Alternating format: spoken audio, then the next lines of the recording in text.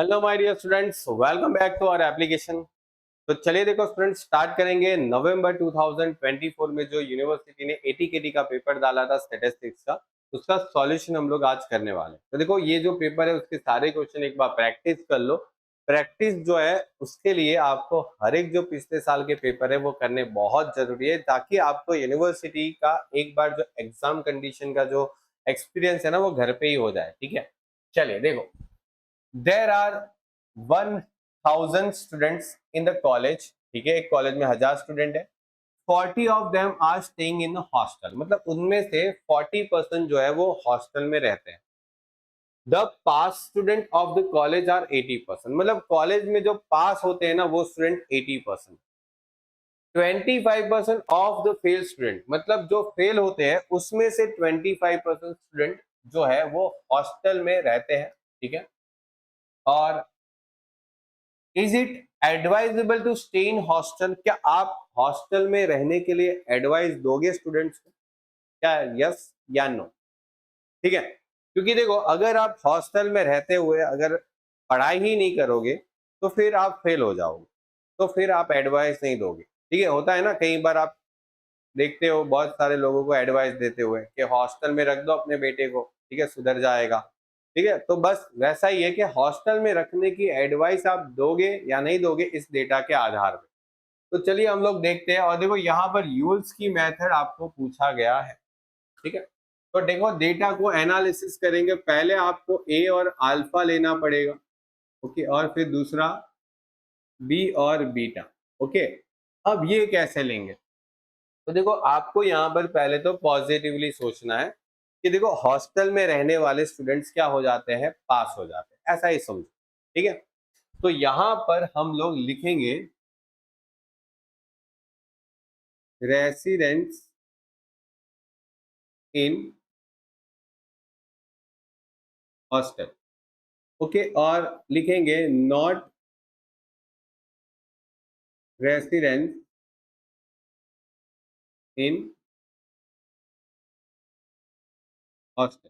ठीक है, हॉस्टल में नहीं रहने वाले, हॉस्टल में रहने वाले। और बी में क्या लिखेंगे? पास इन एग्जाम और फेल इन एग्जाम। चलिए अब इसको एनालिसिस करते हैं। मतलब अभी जो एनालिसिस होगा ना वो किसका होगा? ए और बी का होगा। ताकि अगर हॉस्टल में रहने वाले अगर पास हो रहे तो ये एडवाइस आप दोगे कि हाँ यार हॉस्टल में रहने वाले स्टूडेंट तो पास हो रहे, तो आप एडवाइस दोगे कि यस आप अपने बेटे को हॉस्टल में रख सकते हो, बिकॉज हॉस्टल में रहने वाले लोग सुधर जाते हैं, ठीक है, पास हो जाते हैं। तो ये एडवाइस आप इस डेटा के आधार पे देने वाले हो। चलिए देखते हैं डेटा क्या कहता है।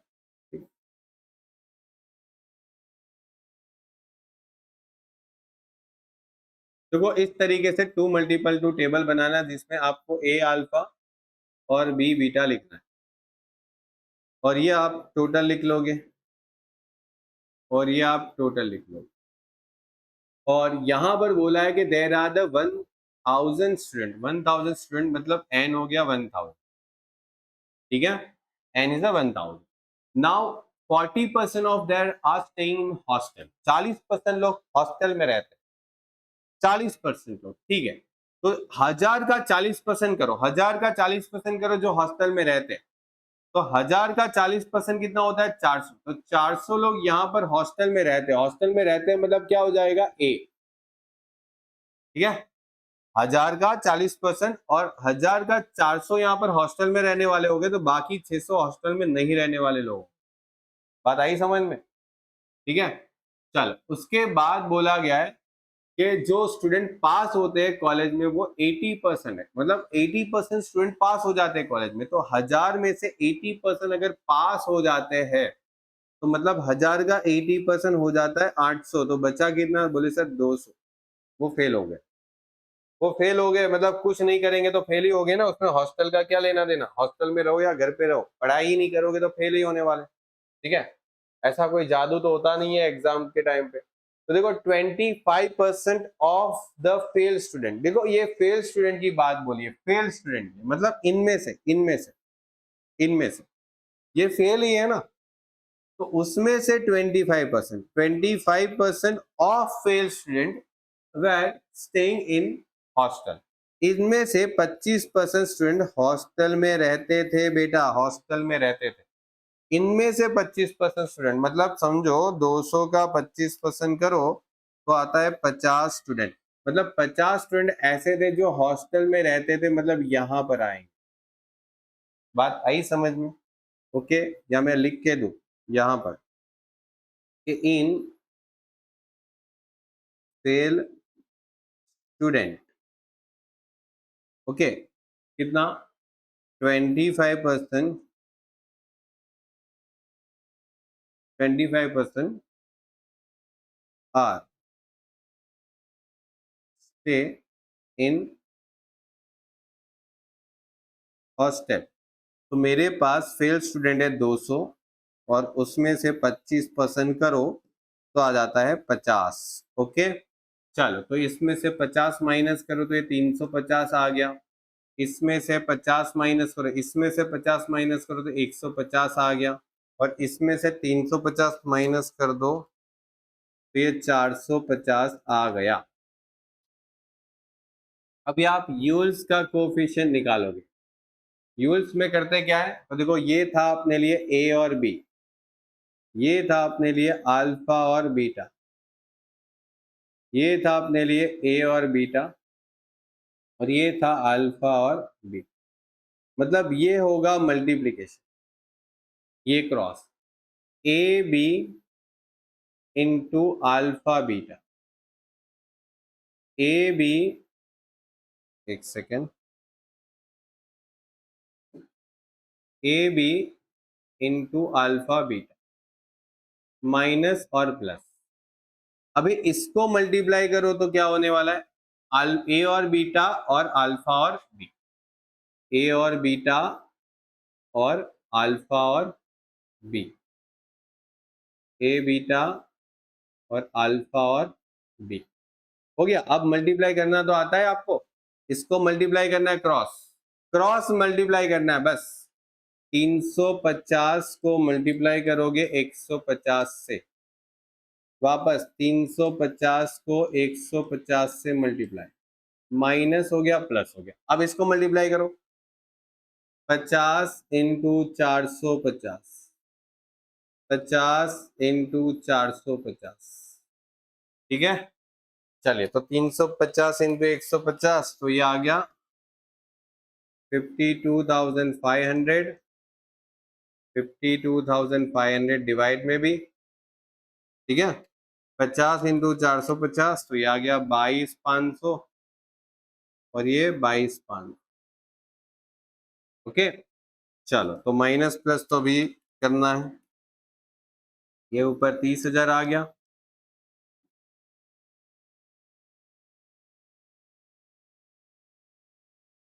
और नीचे 75,000, ठीक है।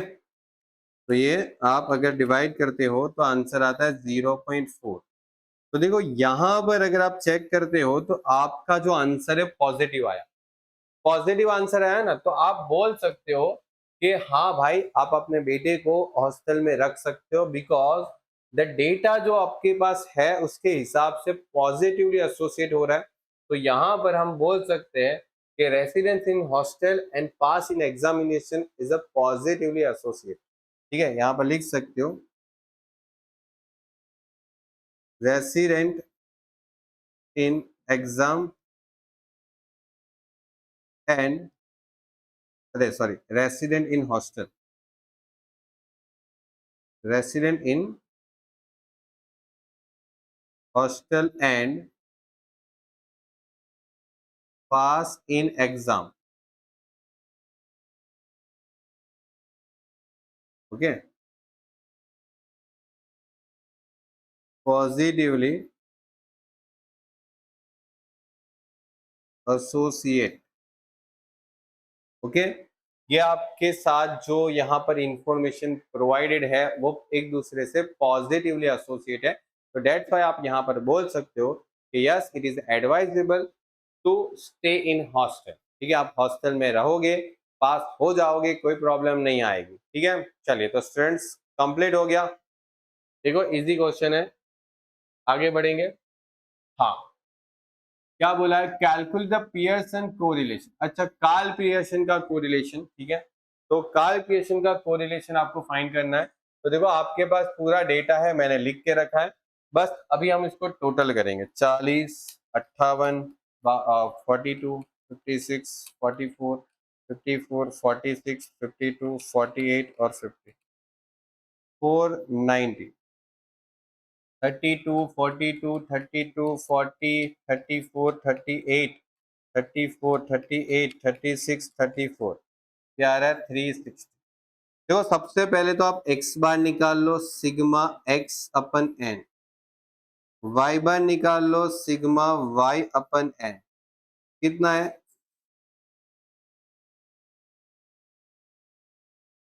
अच्छा n कितना है, 1 2 3 4 5 6 7 8 9 10,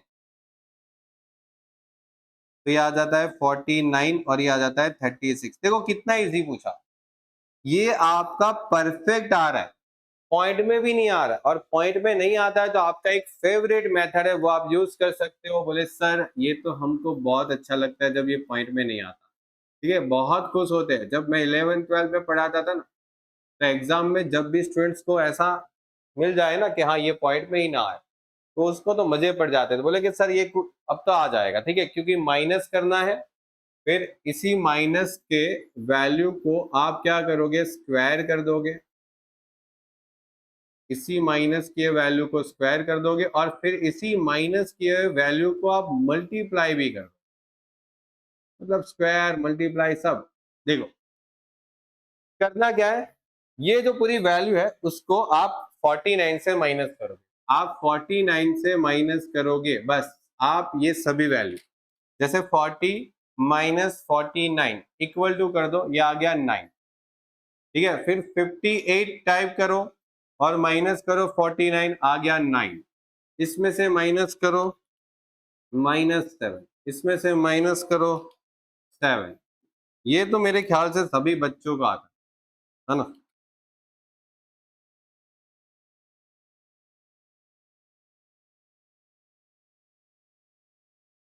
ये बहुत इजी लगता है ना ये वाला क्वेश्चन, ऐसा ही आना चाहिए आपके एग्जाम में भी, मैं तो ऐसा बोल, पास हो जाएंगे सब।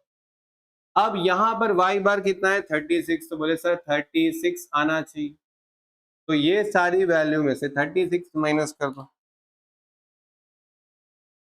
ओके। 42, ये 6 आ गया, -4, 4,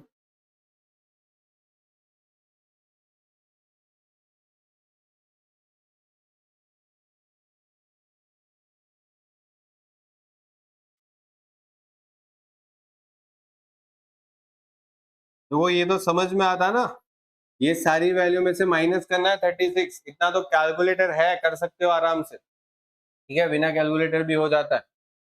अब इसका स्क्वायर कर लो, ओके, स्क्वायर करो, इसका स्क्वायर, 9 का स्क्वायर 81, ये 9 का स्क्वायर 81। अब देखो स्क्वायर जब करते हो ना स्टूडेंट्स, स्क्वायर जब करते हो तो माइनस का भी पॉजिटिव ही लिखना होता है, क्योंकि वो पॉजिटिव हो जाएगा, ठीक है। कई बार गलती हो जाती है स्टूडेंट्स, माइनस यहाँ पर भी लिख देते हैं और फिर होता है गलती, आंसर भी गलत। सबका स्क्वायर कर लो। हाँ अभी आओ टोटल पे, 81 81 49 49 25 25 9 9 1 और 1, 330 हो रहा है कुछ।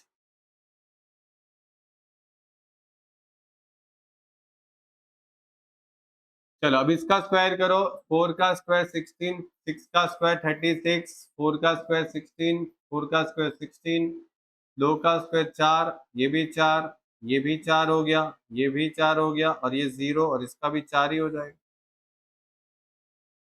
चलो 16 36 16 16, 4 plus 4 plus 4 plus 4 plus 4, last में भी एक 4 है, 104। एक सेकेंड, 16 36 16 16, फिर 4 प्लस 4 प्लस 4 प्लस 4, और फिर एक और 4, हाँ सही है। चलो तो ये हो गया आपका आंसर। अभी आप मल्टीप्लाई कर लो, 9 इंटू 4 36 हो गया। ठीक है, 9 देखो माइनस माइनस क्या होने वाला है, प्लस होने वाला, तो माइनस माइनस प्लस। ओके, ये 54, ये आप 7 इंटू 4 करो तो 28, ये 7 इंटू 4 करो वापस 28, 5 इंटू 2 10, ये 5 इंटू 2 10, 3 इंटू 2 6, 3 इंटू 2 6, ये माइनस है, ये जीरो है, जीरो। और ये ध्यान रखना माइनस नहीं है, प्लस है ना, ये माइनस है, देखो ये माइनस है, तो -2 इंटू 1 -2, यहां पर मिस्टेक हो गई तो क्वेश्चन गलत। ठीक है, तो ध्यान से एकदम 36 54 28 28 10 10 6 6 और -2 176 हो गया। अब फॉर्मूला क्या है, बोले sir R equal to sigma x minus x bar y minus y bar under root में sigma x minus x bar का होल स्क्वायर और अंडर रूट में sigma y minus y bar का होल स्क्वायर। कितना आता है, यहां पर आपके पास 176 आया, तो 176 अंडर रूट, बेटा अंडर रूट में क्या लिखना है, 130 और 104, सॉरी 130 330, 330 और 104।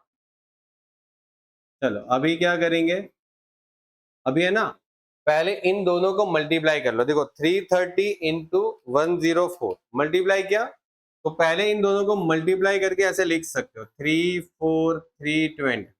ठीक है, मल्टीप्लाई कर दो इन दोनों को, और फिर जो आंसर आया मल्टीप्लीकेशन का उसका अंडर रूट कर दो।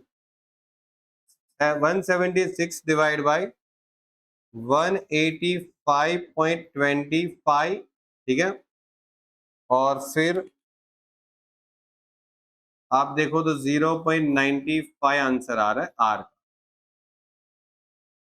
ओके, तो यहां पर भी अगर आप देखोगे तो पॉजिटिव कोरिलेशन आया। ठीक है, दोनों के बीच में पॉजिटिव कोरिलेशन, तो आप बोल सकते हो कि सेल्स और एक्सपेंडिचर के बीच में पॉजिटिव कोरिलेशन है। ठीक है, तो यहां पर आप लिख सकते हो कि positive correlation between sales and expenditure. ठीक है, चलिए, तो ये आपका पूरा क्वेश्चन यहाँ पर फिनिश होता है। तो मिलते हैं स्टूडेंट्स नेक्स्ट लेक्चर के लिए, तब तक के लिए गुड बाय और टेक केयर। नेक्स्ट लेक्चर में हम आगे के क्वेश्चन कैरी ऑन करेंगे, तब तक के लिए आप अपनी प्रैक्टिस चालू रखो। एग्जाम नजदीक आ रही है, अच्छे से प्रैक्टिस करो, बहुत अच्छे मार्क्स लाना है इस बार। ओके, जैसे पिछली बार भी देखो एक स्टूडेंट था जिसका हमारा 50 आउट ऑफ 50 आया था। ठीक है, स्टेटिस्टिक्स के अंदर, तो आप लोग भी इस बार 50 आउट ऑफ 50 लेके आओ। चलिए मिलते हैं नेक्स्ट लेक्चर में, तब तक के लिए गुड बाय और टेक केयर।